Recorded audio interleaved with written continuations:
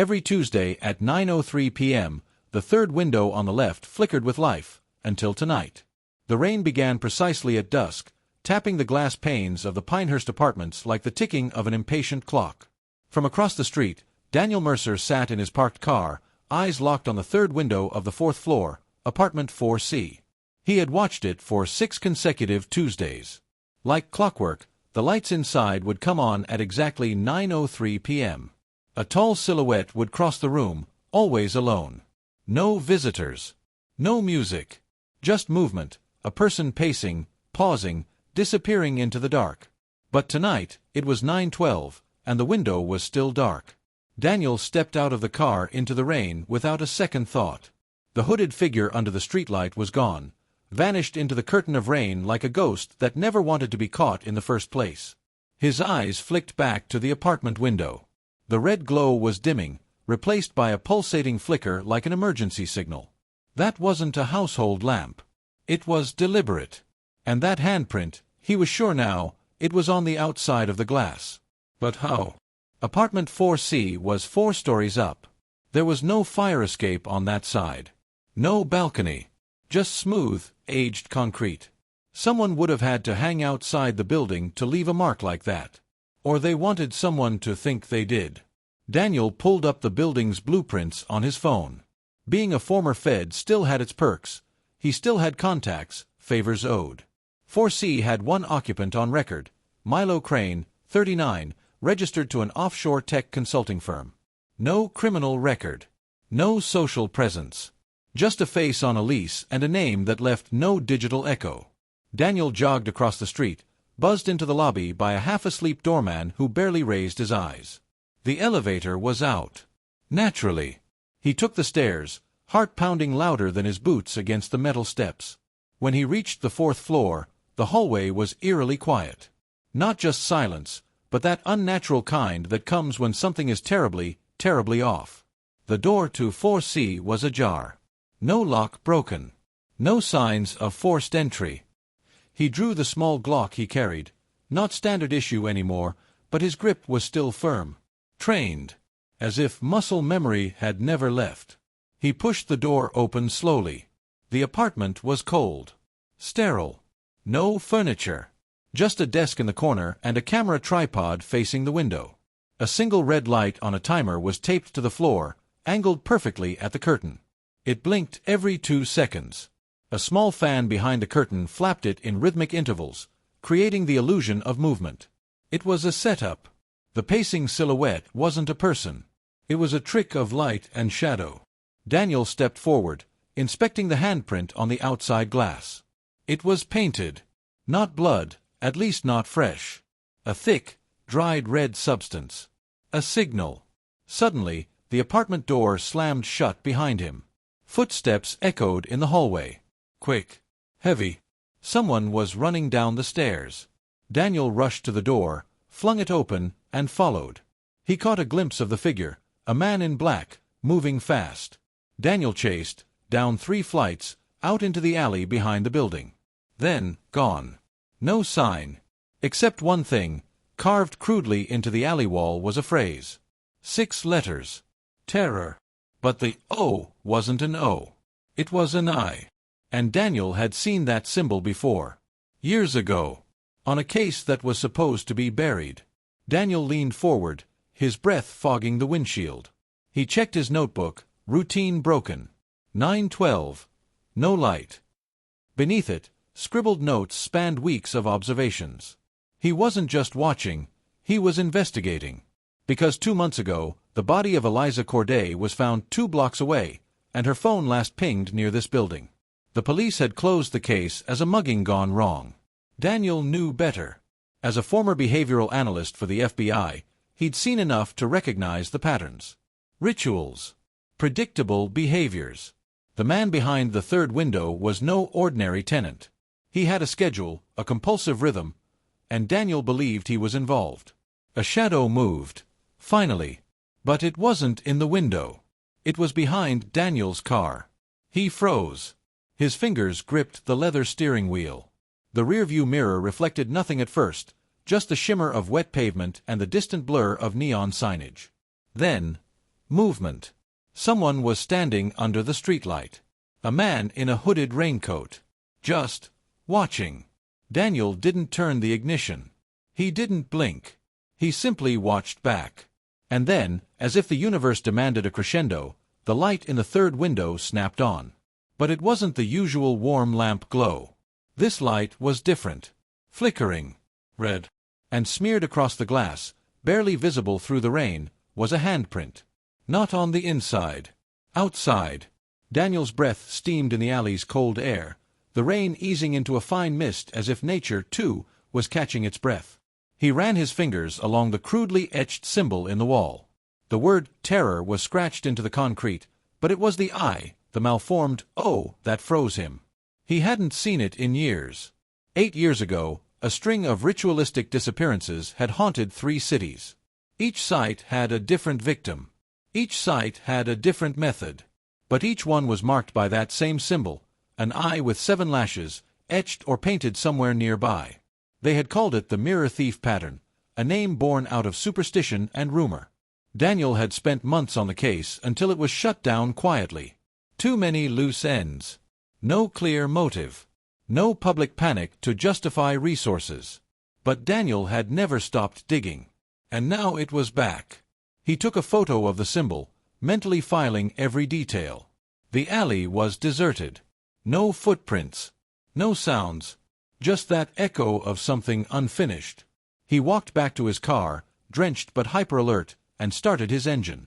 Before driving off, he checked the dashcam footage. He rewound to the moment the figure appeared under the streetlight behind him. There he was. Still. Unmoving. Head down. Daniel zoomed in on the figure's wrist. A faint, pale mark. Circular. A burn. A brand. He knew where to start digging. Back at his apartment, Daniel opened a long-sealed evidence box hidden in a locked closet. Files, photos, old notes. Victim reports from the original mirror thief case. He spread them out on the floor like a puzzle he'd once abandoned. One photo caught his eye. Eleanor Quaid, 28, last seen leaving a museum lecture on occult art in D.C. The crime scene had been filled with esoteric symbols. But more interesting was the testimonial from a homeless man who claimed she was taken by a man with a single red light flashing behind him. Daniel had dismissed it at the time. Delirium. Delusion. But now. A red light. A fake silhouette. A window. It wasn't a coincidence. He started cross-referencing the case files with rental data across New York. He had a contact who owed him a favor at the Municipal Housing Authority. By morning, he had a list of apartments with recent anonymous leases, ones paid in cash or through foreign wires. 9 listings. One of them, Apartment 4C, Pinehurst Apartments. Another, Room 709 at the Meridian Hotel, paid in full 2 weeks ago. Under the name Milo Crane. Daniel booked a room on the same floor using a fake alias. He would go in that night. But this time, he wouldn't just be watching. He'd be the shadow behind the window. There's something unnatural about a hotel room that smells like memories.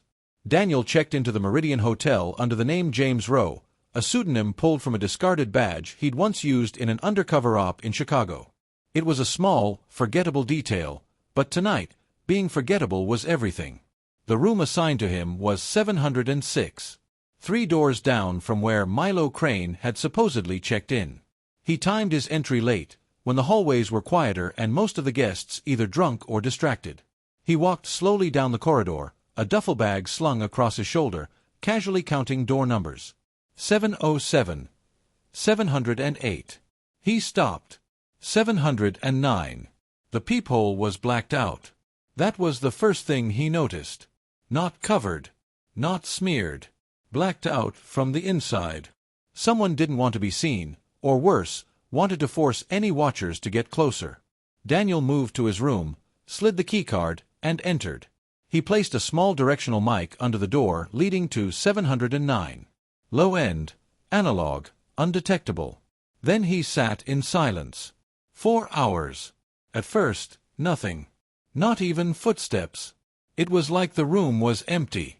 But at exactly 2:03 a.m., the feed buzzed with static, and then, faintly, a sound. Not voices. Typing. He turned up the gain. Click, click. Pause. Click, click, click. It wasn't random. It was deliberate. Controlled. As if someone was transcribing something important, possibly even dictating. Daniel opened his laptop and ran the mic input through an old keystroke pattern analyzer. He had trained a model years ago to identify typing cadence. Within minutes, the model confirmed it. Cadence match, Morse code. Daniel's jaw clenched. He let the stream run for 2 more minutes, then converted the captured taps. The decoded message read, "I see you, Daniel Mercer." Daniel froze. He hadn't used his real name. Not online. Not with the hotel. Not with anyone. Suddenly, a knock. His door. 3 soft taps. He reached for his gun silently, positioned himself beside the door, and whispered, "Who is it?" No response. He opened the door a crack, weapon raised, ready. No one was there. But taped to the door was a photograph, an old one, yellowed at the corners. It was him. 17 years ago. Taken during his first field assignment with the Bureau. A file photo that never existed in digital form. And on the back, written in looping, elegant cursive, "What you bury will dig itself out. M. If you want to talk to ghosts, learn to read their handwriting." Morning bled slowly into the city, but room 706 remained in darkness. Daniel hadn't slept. The photo of his younger self sat on the nightstand beside his gun, the handwritten message looping in his head. He knew who the M was now. Milo Crane wasn't just a decoy name, it was a cipher. Years ago, during the mirror thief investigation, Daniel had crossed paths with a reclusive cryptologist named Professor Rami Albright, an eccentric genius who had helped the Bureau decode a string of post-mortem messages found carved beneath the tongues of the victims. Each of them had written a number-letter sequence just before their death. Rami had discovered that it wasn't gibberish, it was a recursive cipher, a code that rearranged and rewrote itself until someone died. The cipher never repeated itself. It mutated. And Rami had called it the mirror loop. Daniel hadn't seen Rami in 6 years. But he knew where to find him. The cryptologist lived 2 hours upstate, inside a decaying Victorian manor filled with books, mirrors, and clocks that didn't match any time zone. Daniel pulled up the winding gravel driveway and was greeted by the same worn placard on the gate. Truth in silence. Answers in patterns. Inside, Rami looked older. Paler. His fingers trembled slightly as he poured tea, but his mind was as sharp as ever. "You came back," Rami said. "They always do, when the eye opens again." Daniel laid the photo and the Morse-decoded message on the table. Rami's own eyes narrowed. "That's not just a warning," he muttered, tracing the handwriting with a bony finger. "It's a mirror phrase." "A what?" "A linguistic trick from the mirror loop," Rami explained. "It uses your past to reshape your future. Whoever wrote this isn't just watching you, they're rewriting you." Daniel blinked. "What does that even mean?" Rami pushed aside the tea. "Let me ask you something. What's the one thing you've forgotten about this case?" Daniel said nothing. "Not at first." Then, softly, "My first suspect. We lost him in the files. I buried it." Rami nodded slowly. "He's not gone. He's the one in 709. And he's feeding the loop now. Watching everyone who tried to close it." Daniel clenched his fists. "Why now?" "Because you came back," Rami whispered. "And that means he's almost ready." Daniel's phone buzzed. A single message from an unknown number. Round pushpin ***, Eliza Corday's grave. "Tonight. Come alone." Rami glanced at the screen. "You know it's a trap, don't you?" Daniel nodded. "That's why I'm going." The dead may be silent, but the soil remembers everything. The cemetery lay on the outskirts of the city, blanketed in fog and forgotten prayers. Black iron gates groaned open as Daniel stepped through, the only sound the crunch of gravel beneath his boots. He had left his gun in the glove compartment. He came alone. Because whoever was behind this, whoever was rewriting the story, needed him to. Row after row of tombstones passed under his gaze like names in a forgotten ledger. Then he saw it. Eliza Corday. 1993 to 2024. Her grave was fresh. The soil still soft from rain and the memory of grieving hands. A single white lily lay across the stone. Daniel knelt, scanning the area. No cameras. No movement. And then, just as the wind picked up, he heard it. Click, click, pause. Click, click, click. Morse code. He turned. Behind him, taped to the back of a nearby tombstone, was a small portable recorder. It beeped once. A red light blinked. It was already playing. The distorted voice was female. Come. Mechanical. He's not in the room. He never was. You're in it now. Daniel stiffened. The stories are the trap. The symbols are the strings. You're a character in his memory. And the more you remember, the more real you become to him. The message ended with a low hum. Daniel stood slowly. The fog thickened. From behind another grave, a figure stepped into view. Not Milo. Someone else. A woman. Dressed in black. Face half covered by a veil. She spoke only 2 words. You left him. Daniel's stomach dropped. Because he recognized the voice. It belonged to Isabel Raines, his former partner on the original mirror thief case. Dead. Or so he'd been told. A car explosion, body unrecognizable, case closed. He stepped forward. Isabel. How? She raised a hand. And in it, another photograph. This time, of Daniel and Isabel, standing in front of a door numbered 709. Smiling. The back read, You were part of it before you even knew. Then she dropped the photo and disappeared into the fog. The worst kind of lie is the one you tell yourself so well, you forget you ever told it. Daniel stared at the photograph in his trembling hand. His own face looked younger. Sharper.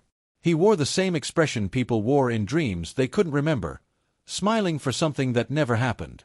He hadn't been outside room 709 before. At least, he didn't think he had. Back in his apartment, Daniel pinned the photo to the corkboard now covered in notes, blueprints, and connections between Eliza Corday, room 709, and the mirror loop. He replayed Isabel's voice in his mind. You were part of it before you even knew. What did it mean? And more importantly, why had the Bureau told him she was dead? He opened his encrypted archive, accessible only through biometric authentication. Among the files was a restricted operations folder from the year the mirror thief case was closed. Operation codename, Red Vellum. The files were heavily redacted, but not from outside eyes. From him. Only 2 names were listed under redacted personnel involved. Agent Isabel Raines, status, presumed dead. Agent Daniel Mercer, status, reassignment. He scrolled further. One unredacted sentence chilled him. Subject Mercer exhibits signs of memory collapse due to mirror exposure. Recommend cognitive loop suppression. Mirror exposure? Cognitive loop suppression? Daniel stood up, disoriented. He stumbled toward the mirror in his bathroom, staring into it for the first time in hours. But the reflection was wrong. Not reversed, delayed. He lifted his hand. His reflection hesitated, then followed. He touched the glass. And his breath caught. Because faintly, ever so faintly, etched across the mirror's edge was that same eye symbol. He wiped the steam with his palm. And suddenly, the reflection spoke. But his lips didn't move. You buried the truth, Daniel. Not because you had to, but because you wanted to. The mirror cracked. A single fissure across the eye. And from his bedroom, the motion sensor light blinked on, triggered by someone walking in. Daniel turned. Gun drawn. But he was already too late. Because standing there, holding a box wrapped in red vellum paper, was Isabel. And she whispered, Open it. Everything you forgot is inside. Some boxes don't hold things, they hold versions of you. Daniel stared at Isabel as if she were a ghost. Because in many ways she was. She looked the same as she had the last time he saw her, on the night of the fire, before she disappeared. No burn marks. No limp. No scarring from the explosion the Bureau swore killed her. Open it, she repeated. Daniel stepped forward slowly, his fingers brushing the strange, leathery texture of the red vellum. The box was warm, faintly humming, as though it had a heartbeat of its own.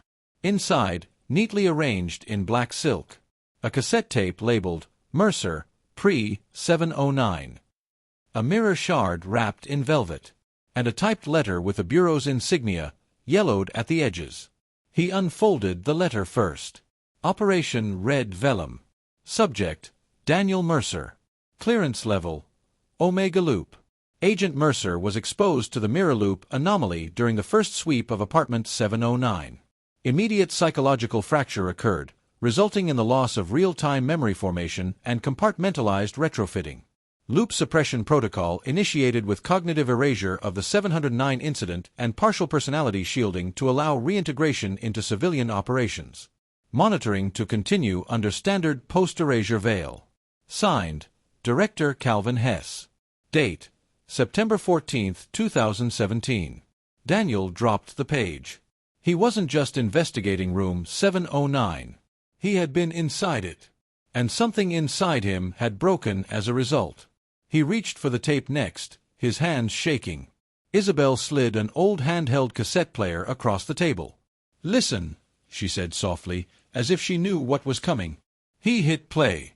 At first, static. Then, his own voice. "This is Agent Daniel Mercer, 709 extraction log, day 4. Subject is no longer physical. I repeat, no longer physical. The eye is not just a symbol, it's a breach. A thing looking out, looking in. I'm recording this in case I forget. In case the loop eats too much. If you're listening to this, Daniel, you chose to forget. You chose to bury it to stay sane. But it's coming back. And this time, you're the breach." The tape clicked off. Silence flooded the room like a scream that had been waiting years to escape. Daniel looked up, tears in his eyes, hands numb. "I was infected." Isabel nodded slowly. "You weren't meant to remember." He glanced down at the mirror shard. Its surface shimmered faintly, and in its fractured reflection, his eyes blinked a half-second after he did, as if something else was watching. "Yes. Memory is not what you remember, it's what you survive." Daniel stood outside room 709 again. But this time, he wasn't a stranger. He was going back to the place he had fled, the place he had forgotten by choice. The Red Vellum Box sat in his duffel. The tape recorder. The mirror shard. And the letter, now smeared with sweat and something darker. Isabel stood behind him. "You don't have to go in alone," she whispered.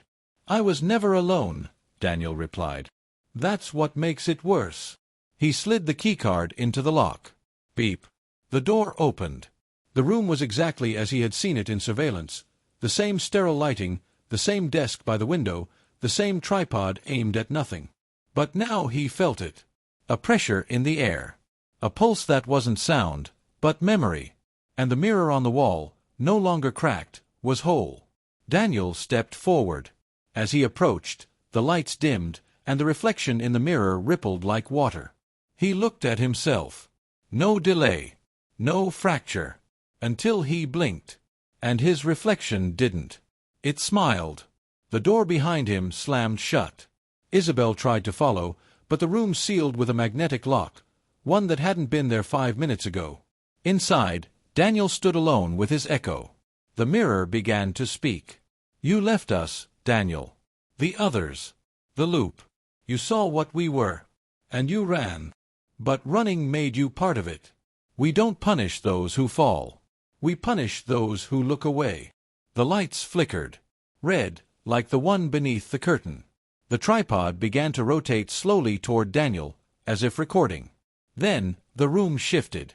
Not physically, but mentally. Memories slammed into Daniel like shrapnel. Screams from within the walls. The face of a woman clawing at the glass from inside the mirror. The eye symbol etched into his own forearm. And one final image. Daniel kneeling before the mirror, years ago, whispering, "Erase me, please.